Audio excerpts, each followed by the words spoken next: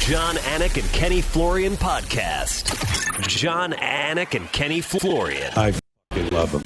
I can't get enough of them. Let's hear that Boston next. Big jab there from Duffy, and Frank Mir is hurt now. Down goes Duffy, out cold. Frank Mir does it again. Rock'em sock'em robots here. Oh my goodness. Hyperbole. There are a couple of absolutely self-involved bullshit artists. Here are your hosts, John Anik and Kenny Florian. Headshot, bang. Oh, we kind of like this twice a week thing. Not live today, incidentally, so hopefully it's a quick edit for our man Code Blue. It's episode 508 of the Anik and Florian podcast. It is Wednesday, August 28th. The year is 2024. It's episode 508. Kenny, can I talk cell phones here for a minute? Can I talk area codes? Can I talk ludicrous? You sure can. I'm not going to sing. I've got hoes in different area codes, but I will say when I was doing a fucking plank this morning, that song came on and we did not hit next. We kept that song going. Ken Flo and I are from the Metro West area of Boston, Massachusetts, and our cell phones begin with the first six numbers the same, but the first three is that area code, Ken Flo, 508. And I've yet to meet someone else with the same first six digits. Right. So it was. And let's just say, yeah, I mean, we ain't going to get into those second three because Ken Flo will pull a pistol from his hip so quickly. But it's episode 508 of the Anik and Florian podcast. And I think the only thing that would top it for a couple of Massachusetts guys is probably episode 617, because that is the area code that is synonymous with the city of Boston, Massachusetts. Cody, put your fucking New Hampshire 603 away. Yeah, we will book Nomar Garciaparra on episode 617, but we will dust past episode 603 with such rapidity, Cody, to get to 617. With respect to the great state of New Hampshire, you're putting me in a bad spot here. It's episode 508. We have the great Burt Watson coming up here shortly, and we will also be joined by Mairon the Legend Santos after a quick knockout to become the season 32. Season 32. I mean, Dominic Cruz is like, Jesus, what are you guys talking about for 508 episodes of the Anik and Florian podcast? 32 seasons of The Ultimate Fighter. Mairon Santos seems like a really good dude. Bilingual. Yeah.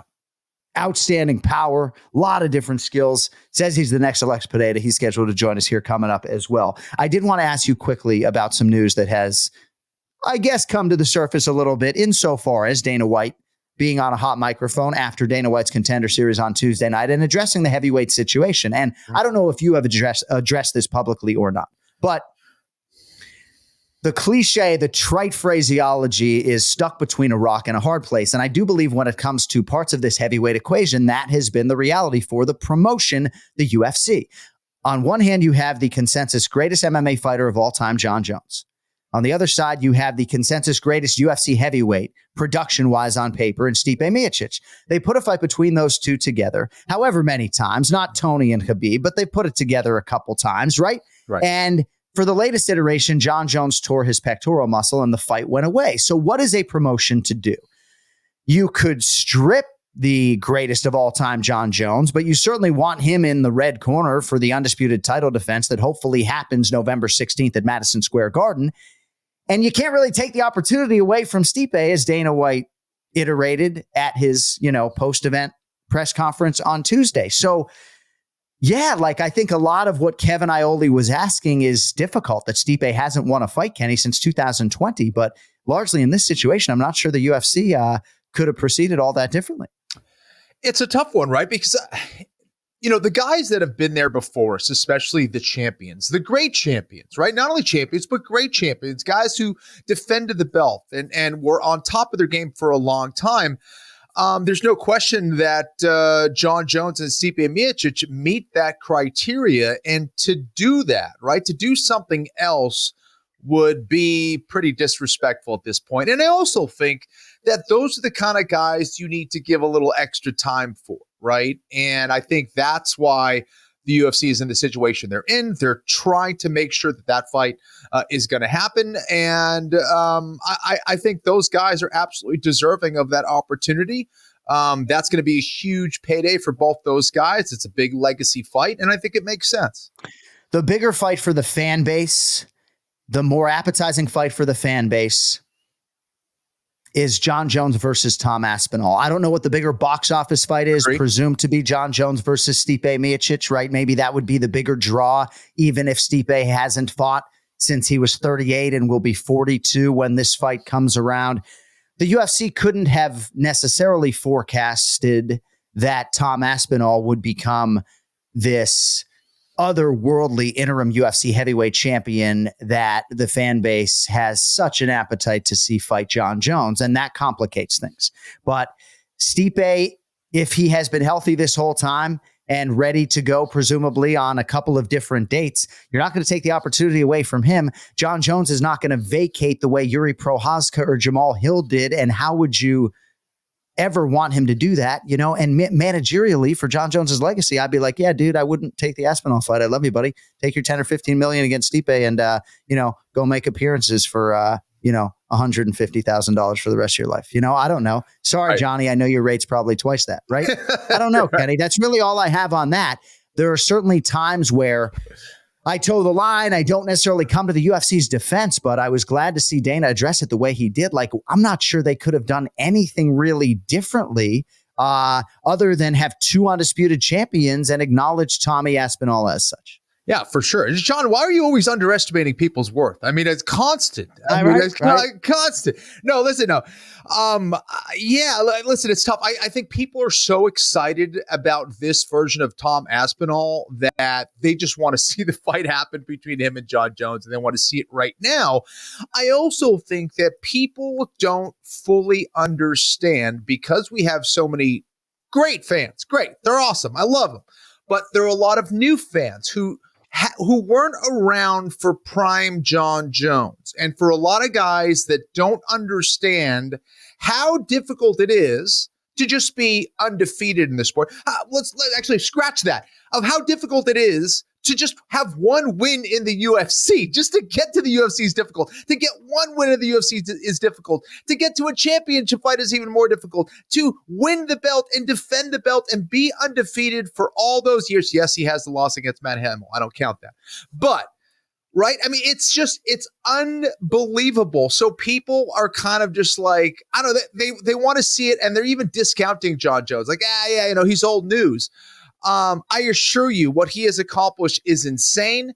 If you're going to give someone that level of respect and time and ability to be able to walk away, it's someone like a John Jones. The old lion has the right to either go out there and, die on his shield, die against that other lion that's coming into his territory.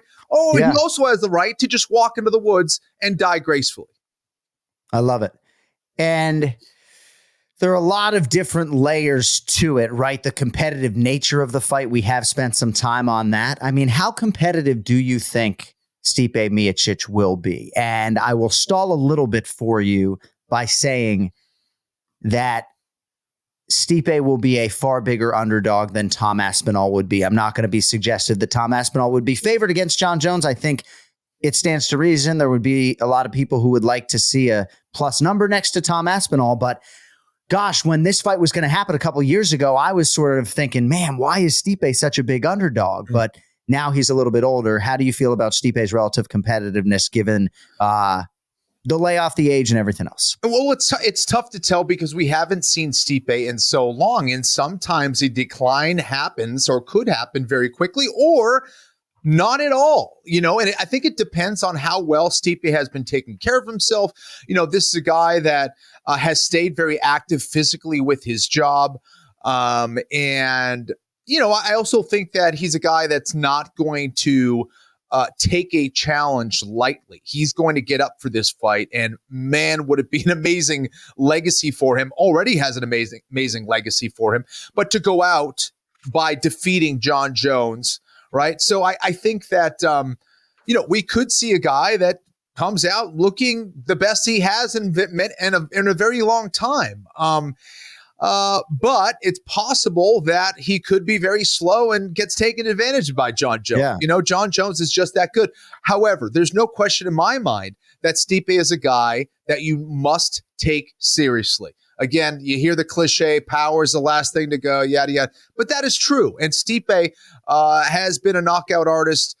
He's deadly with his hands.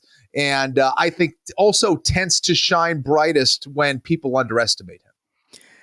And how many heavyweight minutes does John Jones have? Right. Couple against Cyril Gane. And excuse me, now all of a sudden you look up and UFC 285 was a long time ago. Not a long time ago, just 5 days ago, a man changed his life forever. That man is Mairon, the legend Santos, still wearing the Ultimate Fighter gear. How about Ken Flo competing on season 1 in April of 2005? And now we are joined by the winner of season 32, now bona fide UFC fighter, the legend Mairon Santos. John ANIKFLORIAN, nice to see you, brother. Congratulations. How we doing? Thank you. We are doing good. I think I'm believing that I won the UFC, so everything's good. So you were resigned to tears in your post-fight interview with Michael Bisping, and tremendous respect for your ability as a fighter and also to communicate in English, which I would assume is not your first language. But what was the night like after this win and just sort of marinating in the victory and the knockout? The night after was without sleep. I didn't sleep. I was crying, watching the watch videos of my family and friends reacting to the victory. Yeah. And I was just like my life just changed. Like everything that I worked for, it's like comes to this moment. So I didn't sleep at all, but now I think I'm finally, like I said, I'm in the UFC and one of my dreams has come true. So yeah, that's how it's been for me. Mairon, what has your journey been like? To start in MMA, to finally be in the US and to fight on the Ultimate Fighter. What has that journey been like for you? It's been a long journey because when I started, I did my professional debut in March 2019. And then 12 months later, I was 10-0. And I was like, I already have the record to be in the UFC. So I was like, when I'm going to get my chance? And then, all right, one more victory. And that was 11-0, one more victory, and 12-0.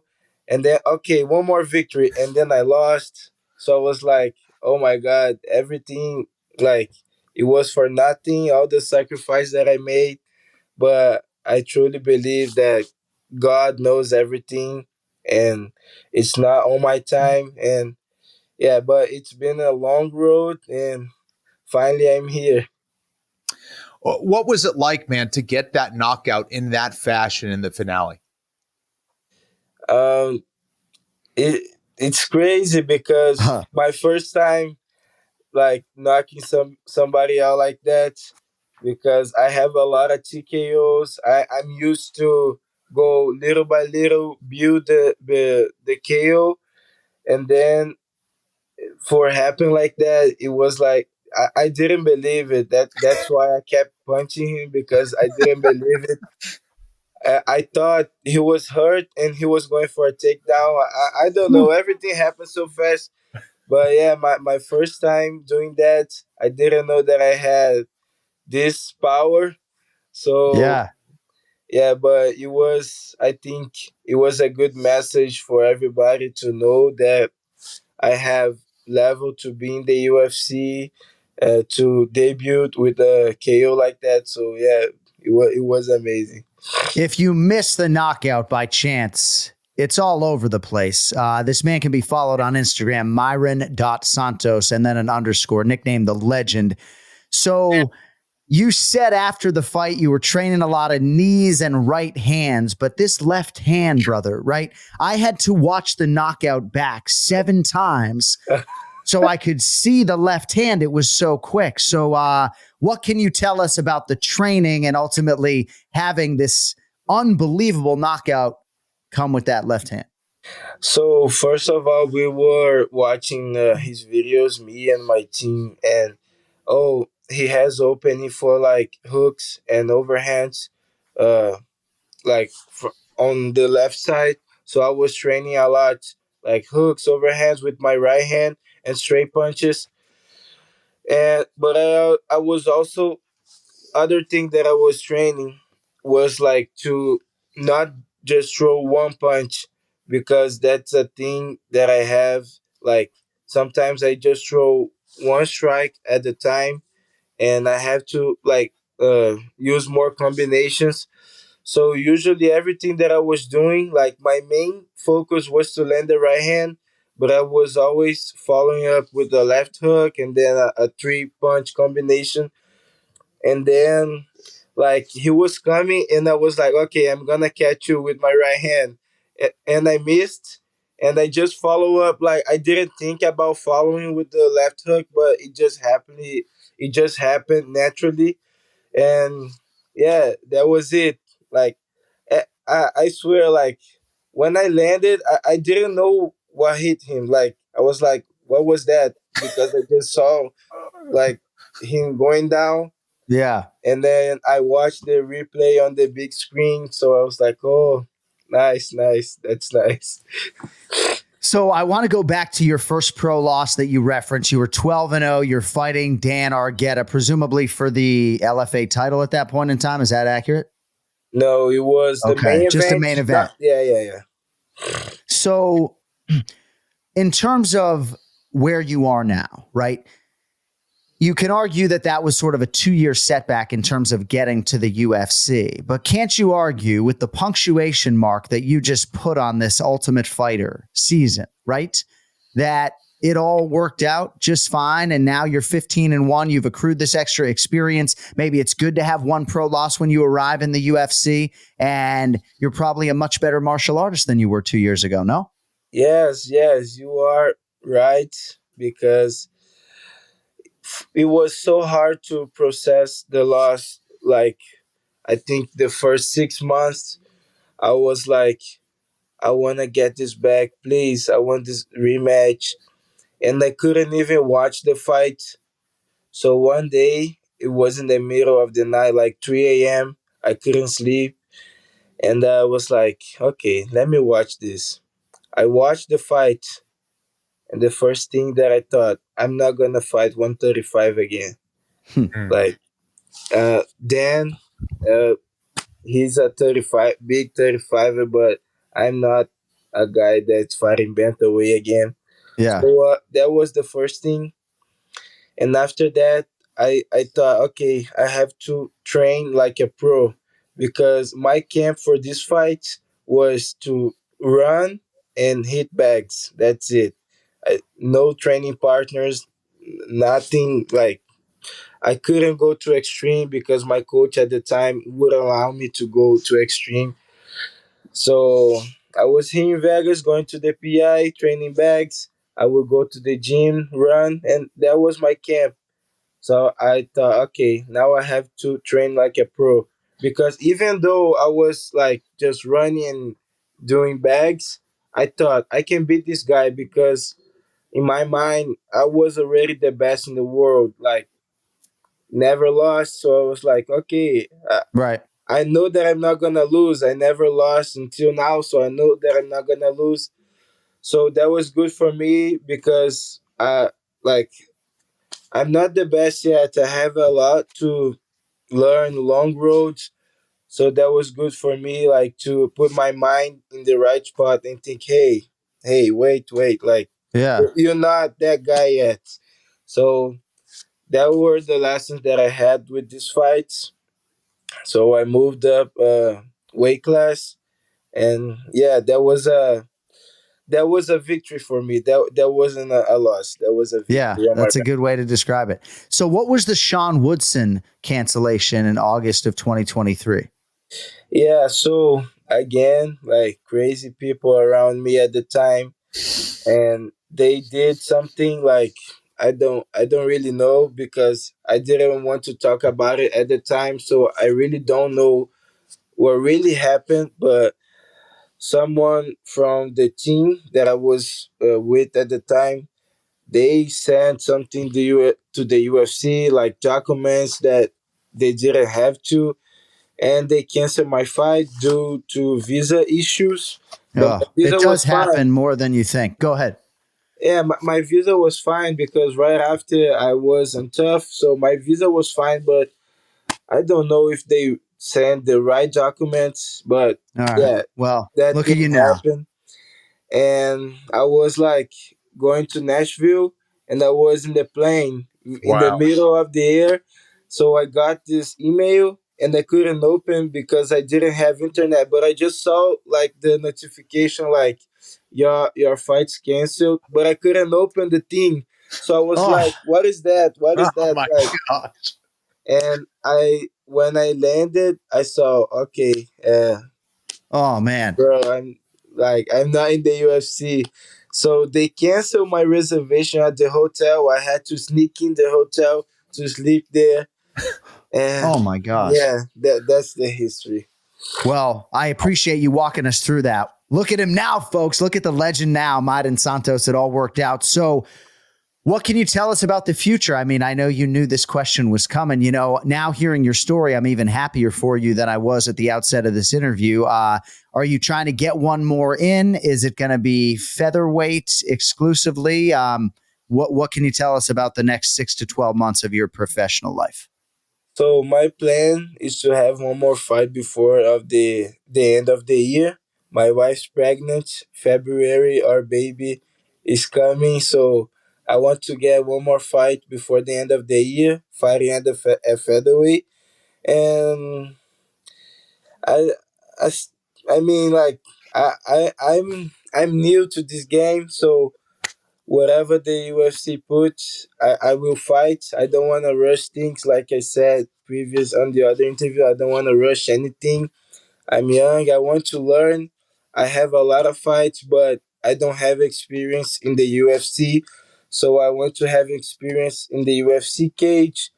I'm not gonna talk about names, top 5, top 10. No, no.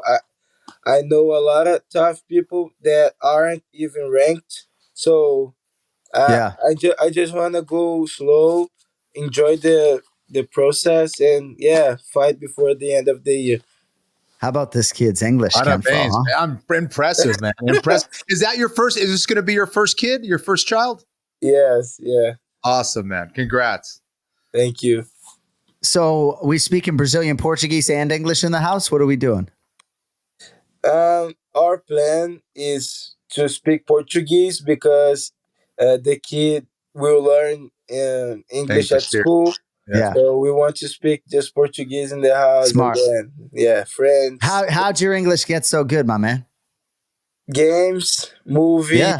series, like Netflix. Yeah. And Nice. like I would go to websites and read articles, like, and write them down and translate and then repeat over and over again. Like, Wow. oh, I want to learn this word. So I would go to the Google Translate and put the cell phone like that. And so, Wow. yeah, Brother. like, Man. I commend you on that. Congratulations on the win and everything else, right? But your ability to get in the octagon, do what you did with your left hand, and then say in your second language, I'm the new Alex Pereira, right?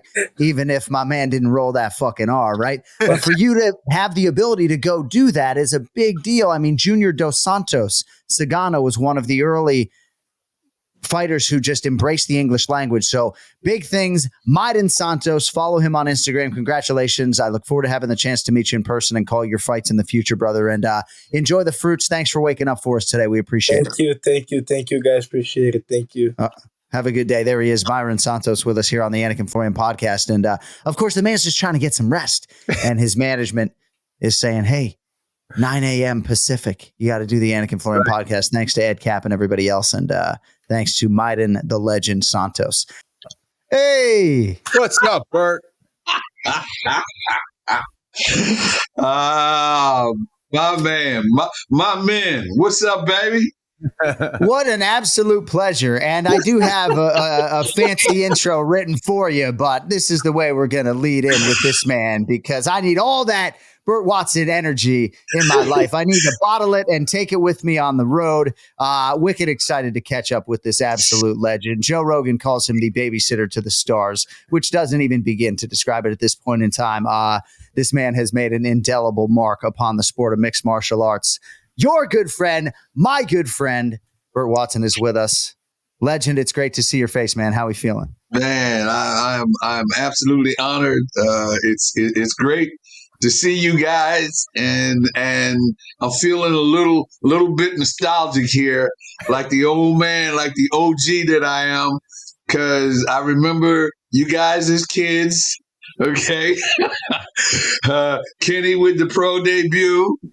Okay. I remember you, John, when we first introduced you as our announcer, sitting there and sitting down like this, just kind of waiting to be called up on the stage with that little suit on.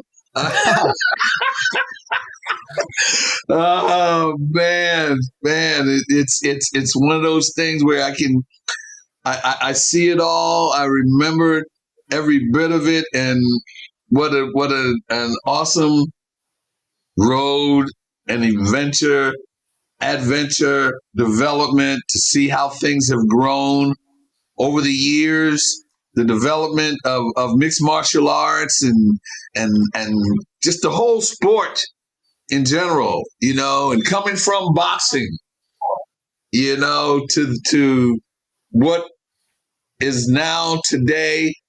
And I'll say this with no hesitation, the biggest, fastest growing sport in our country, in the world, is mixed martial arts on a global platform. And to see it develop. I remember, I rant, so shit, that's what I do. That's what I do.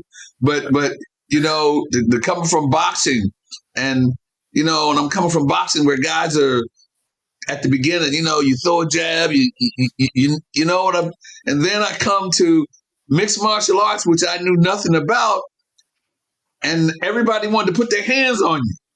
And I didn't know what that was. That was like, whoa, you ain't supposed to be grabbing nobody. But that's what they did. And then when they stood up to fight, they were doing like this. And I'm looking, and within a matter of 4 years, this went to this. Mm-hmm. And, just to see that and to see how, I won't name names, but, to see the development of it and how it's matured and how technically sound it's become, it's unbelievable. And it just keeps getting bigger and bigger and bigger. And I'm still working. I'm still pulling the plow, baby.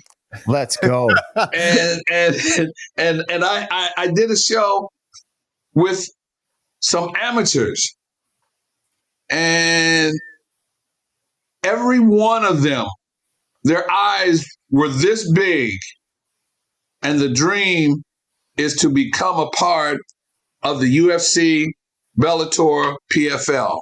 That's the dream of all those amateurs that I saw. And when I say there was a room full of them, and that was the only dream that they had, was to advance to the next level. And to me, that's like kids grow up. I want to play in the NFL. I want to play in the NBA. I want to be a Major League Baseball player. Now I want to do MMA. And I want to be in that world. And that says a lot, bruh. But Burt, you talked a little bit about the technical side of things. That's how I started my striking, was kind of like this. And it got a little bit better. But, could you have seen it coming of like how big this sport has become to when you first started working on the mixed martial arts scene? I as a coordinator and a creator and working with events, and I actually started first. I did Latin billboards. I did the Billboard Awards, and so I've done other events as a coordinator. And when I got into boxing and then transitioned into MMA, I could see that it had legs. I could see the development. I could see the people that they had in place, because that tells a lot of tales for me. It's like your training, and like your training, John. You know, Kenny, when you go to a gym, you right away, you can tell the trainers in there and the way they train, and the people in the gym right away, like, you know what? I think I need something else, or I need something better. John, you get a script and you look at it and you're like, somebody needs to rewrite this. You can. I write all my own stuff, Burt. I should let that go, but I can't let that go because I'm 46 now. But yeah, I'm sure you didn't start writing your own stuff. I'm sorry. No, of course. I mean, it's been an evolution. It's crazy to think, though, about all of us at one point in time betting on the sport of mixed martial arts, figuratively, right? You know, whether it was, me leaving ESPN. I think Ken Flo, it was just passion for jiu-jitsu that sort of fueled everything. But, you have consistently bet on combat sports in your life and played such a huge role in the lives of so many different fighters. And you've sort of towed that line masterfully. I have to personally go back to your UFC exit, because as I introed you today, I don't know that I've ever gotten more emotional bringing a guest on. And I didn't expect that necessarily. Because we're all replaceable, right? Mike Goldberg, John Anik, every goddamn one of us, right? But, Jacob Stitch Duran. But when you left, for me, professionally, just given all you meant to all of us and my energy emceeing a weigh-in, it felt like the world was caving in when you left. So I just needed to get that off my chest. Wow. Well, it was definitely something that still stokes with me as long as it's been, but a part of my life that I will always remember. And as I said earlier, when Kenny asked about to see the development, could I see? I saw from the beginning the legs that this sport had, and as I was growing with it, the development of it, and the people around it, and the events that it was going. You know, it went from 3 events to 4 events to 10 events to 15 events. And it got to be very, very a family, very close. And the one thing that I will say about Dana White, and I'll say it again, the one thing I'll say about Dana White is that Dana never put his hands in a pot that he couldn't cook. When it came time to do what needed to be done backstage, or what needed to be done around the cage, or whatever, you know what? He let you do what you did best. And that was the one thing that I could always say about him. And the one thing that gave me the ability to matriculate through and have hands-on with the fighters and the techniques and the different things that they needed. Because I always, one thing I do about boxing, and I'm gonna get in trouble for this, but I don't care. A lot of the fighters at the time weren't always cared about. Okay, you got your money. I remember a time when guys got $30 a round. Put that in your pipe. Okay? Right. $30 a round. Then it went to $50 a round, and they thought they were rich. Right. And they were getting that. And a guy would fight a 4-round fight. If he got $50 a round, the math is $200. His medicals was $60, and he had to pay for that. And that's kind of the way it went on, and they were being treated, and I was always depressed on that. So I found a way to get closer to the fighter, so that punch didn't hit as hard as I knew it would. Mm. And then transitioning to MMA, I didn't see that with Dana White or the UFC or the way the fighters were treated. Now, grant you, there are some fighters that are going to look at this and scratch their head because everybody wants to be paid and everybody thinks they're underpaid. But I can tell you, from the beginning on, there was nobody being totally underpaid, mistreated. Maybe they weren't being paid what they wanted, but they were being paid. The checks cleared. They got money to go home. They got a room and they got a meal, which a lot of boxers I've known and done boxing events where people slept in their car. Yeah. Kenny, I'm sure you know events where some MMA fighters did that. You know, I mean, they got to a hotel and there was no room and they slept in their car. And not only them, but the whole damn camp slept in the car.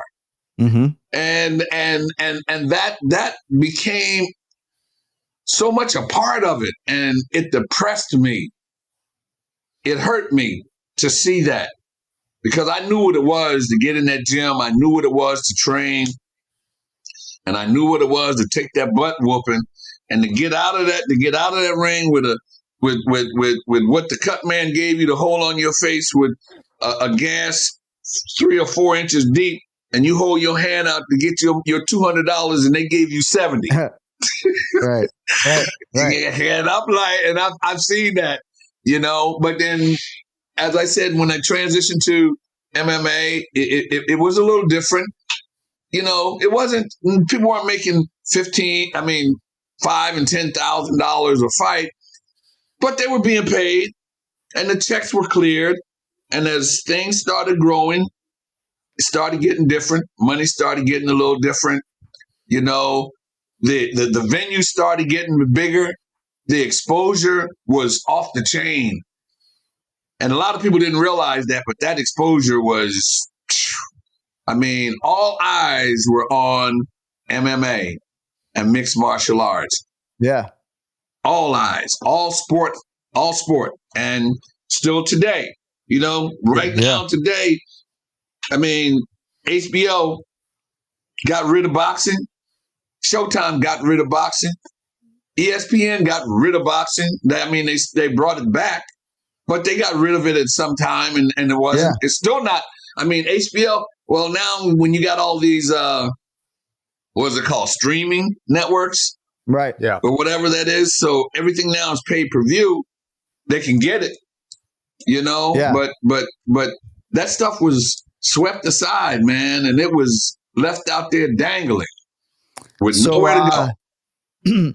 In the nature of time, I want to get to a few other topics. The great Burt Watson is with us, by the way. Amazon.com, if you want to get Being Burt Watson, greatness through a legend's eyes. We rollin', and we will get him to say we rollin' on the way out of here. Actually, I thought, you know what, Burt?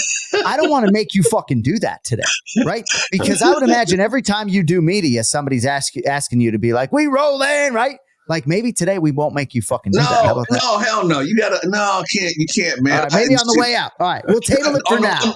I need to ask you. Go ahead. On the way out. All right, fine. So I have to ask you about your energy.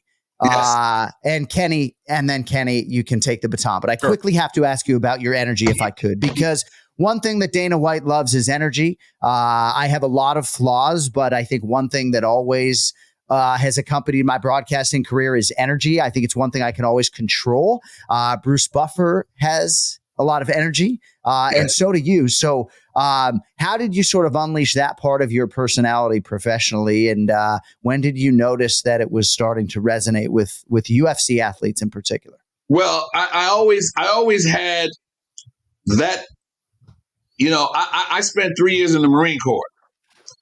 And I was a platoon leader, so I knew that I had that energy, and that energy is very, very, very easy when you like what you're doing, and it's even easier when you know what you're doing, and so, you know, it's you get to a point where you get people to have a comfort level with you.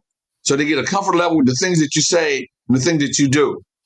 When people got a comfort level with me, they had no qualms with me going crazy and yelling and screaming and yelling at them, but you know what? It worked to a point that if I wasn't yelling and screaming, somebody thought I was sick or somebody thought something was wrong and it didn't work.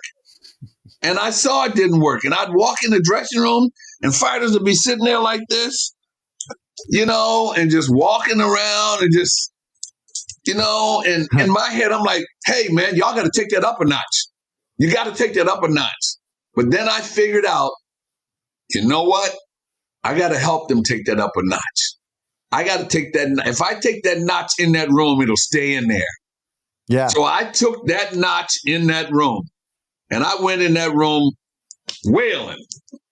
And then when I went in there wailing and I left out of there, I left them like this. And when I stuck my head back in that room, I wanted to make sure they was ready. And when it was time to walk out of that room to that cage or that octagon or whatever, I wanted to make sure that everybody had it here and here.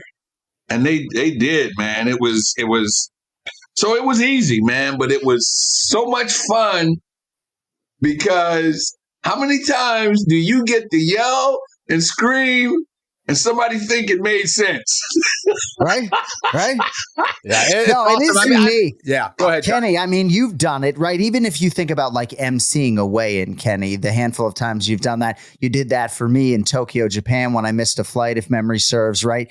Yeah, just the ability to yell on a microphone. Like you could literally sabotage the entire world. You could say some really messed up things on a hot microphone. Kemfo, go ahead. Well, dude, it got so real. When Burt Watson was out there giving you the 5-minute warning, the 10-minute warning, and then finally we rolling, that's when it was real for me. Like seriously, it was just a part of the experience, which made it just amazing. But Burt, maybe this isn't a fair question, but I want to ask you, what's probably your most vivid or memorable time while working for the UFC? Is there a memory that sticks out for you that you think about often?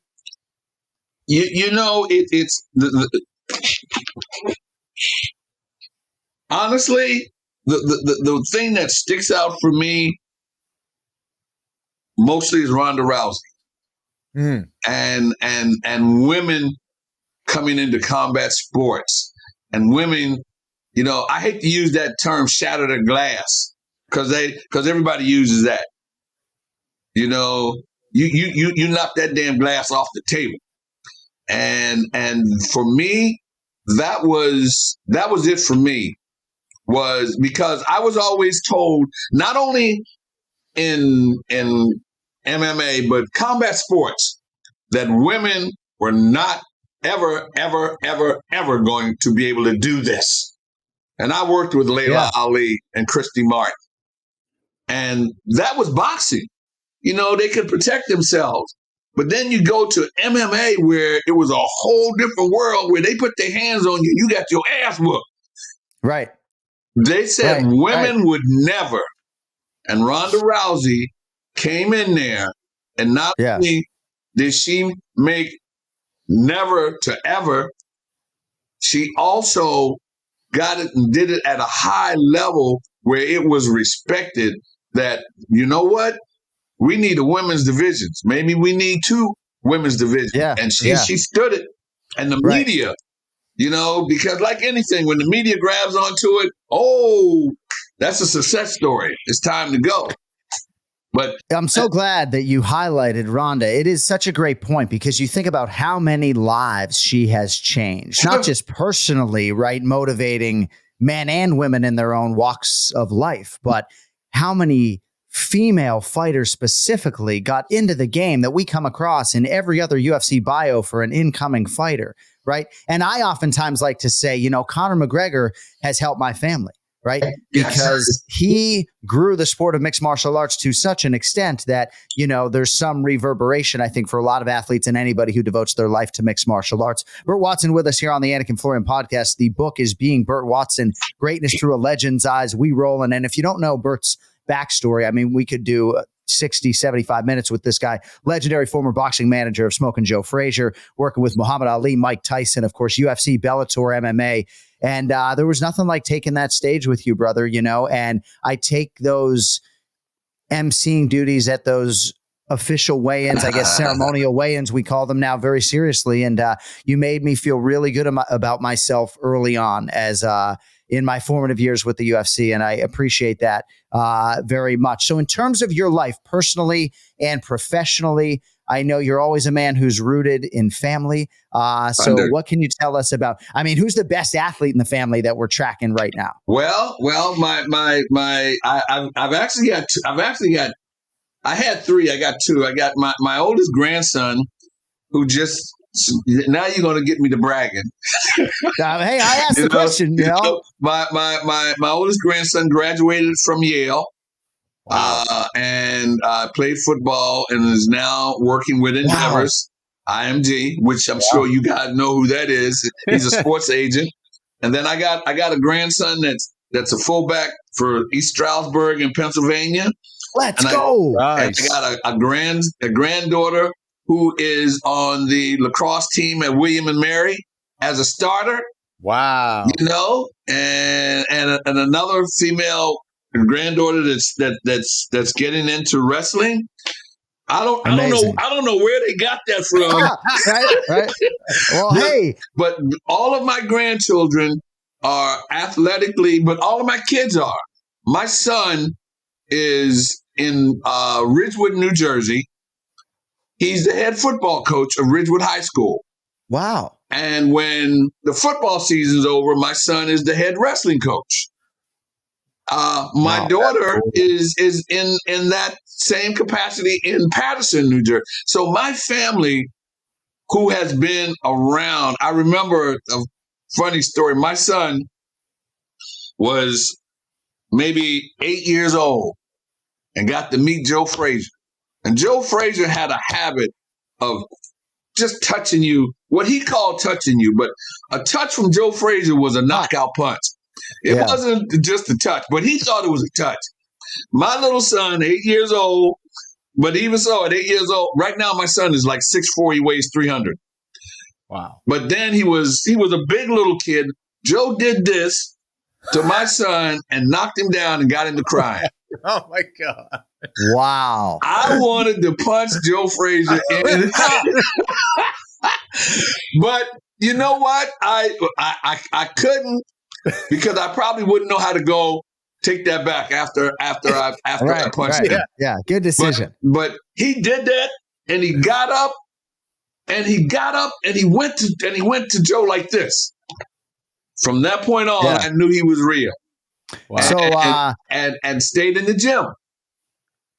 That's just amazing. You're blowing my mind right now, because you and I, when we were on the road together, we would talk about these individuals, and my memory isn't, the go-to memory, certainly on this podcast, right? So to now hear those things, and our podcast producer is a guy who spent a lot of time in New Jersey. So he's just saying this Ridgewood High School is absolutely no joke, one of the top sports schools in the state, my man. So that's like big news for an American football fan like me. I would be tracking those Ridgewood High School box scores like every other minute if I was. Hey, who you kidding? I got to schedule the first game this weekend. Yeah. I get whatever I can go to. I get online and they send me. But I'm a pop.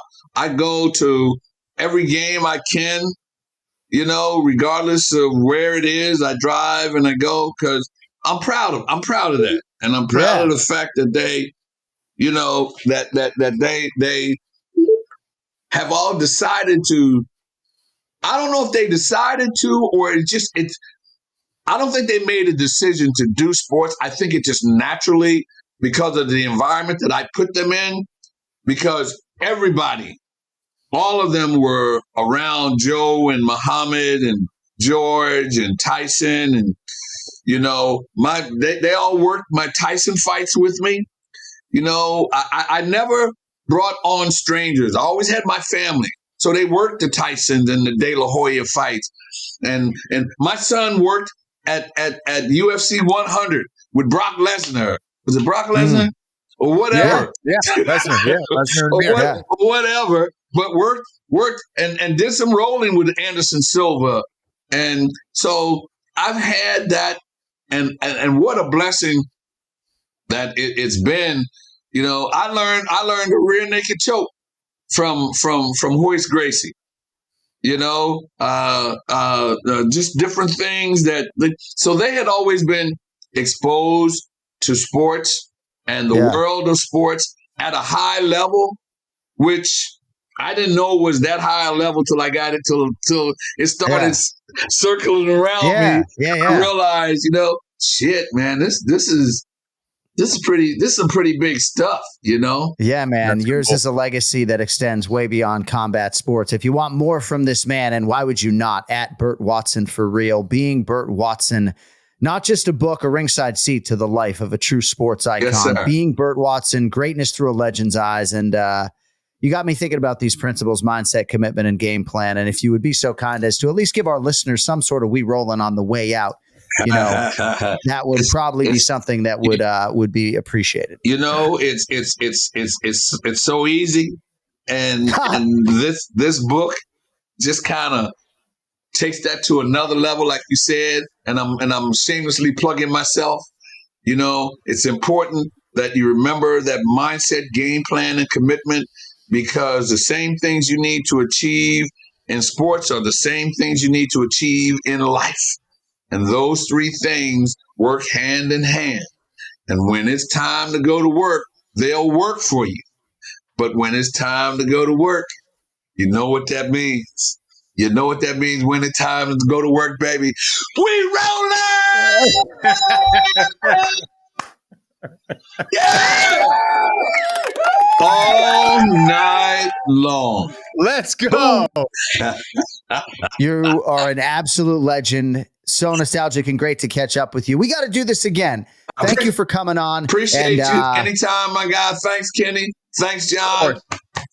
Appreciate you, baby. You're the man, Burt. I hope that contributor's wing finds a spot for you in the UFC Hall of Fame, my man. We'll talk soon, okay?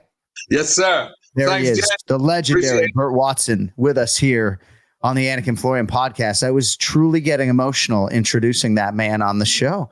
Because, I mean, there have been a lot of people who have left. You know, our producer, Mike Ricci, left recently. Obviously, when Kenflo and I stopped calling fights together, that was a devastating day and remains among the bigger devastations in my life. But I just have to move on, at least for the time being. And at least that is a dream I don't have to bury.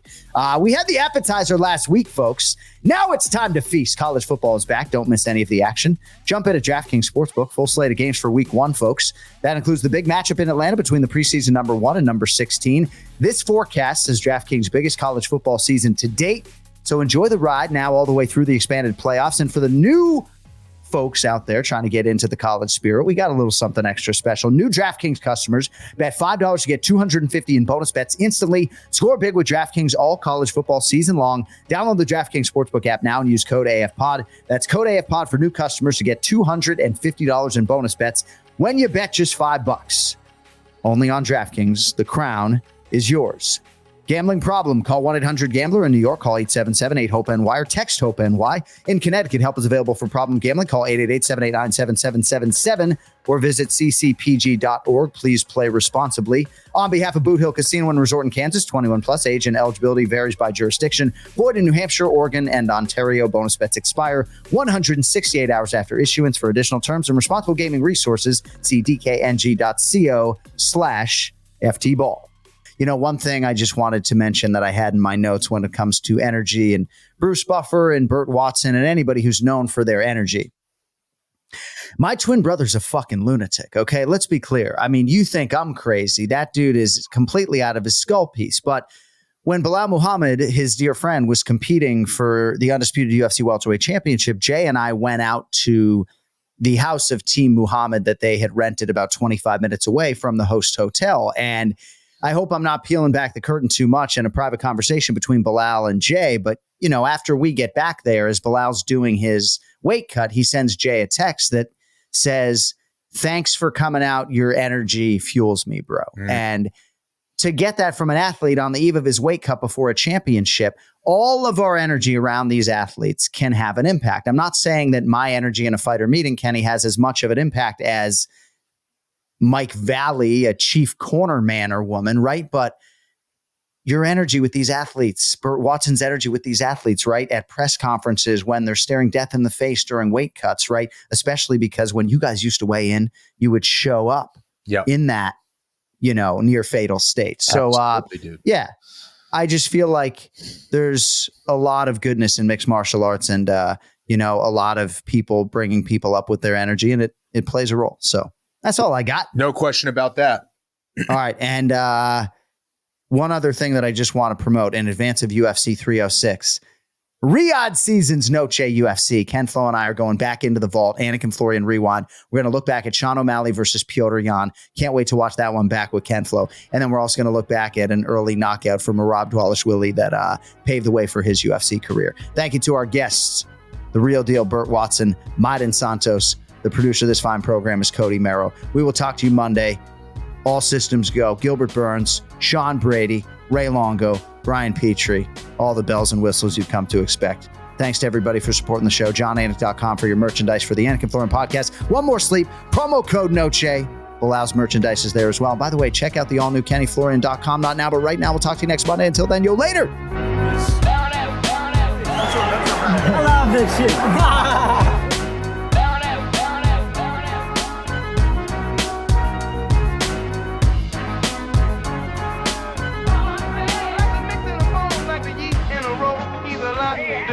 Soul to the bread, he's cornbread. Cornbread! He's cornbread. Cornbread!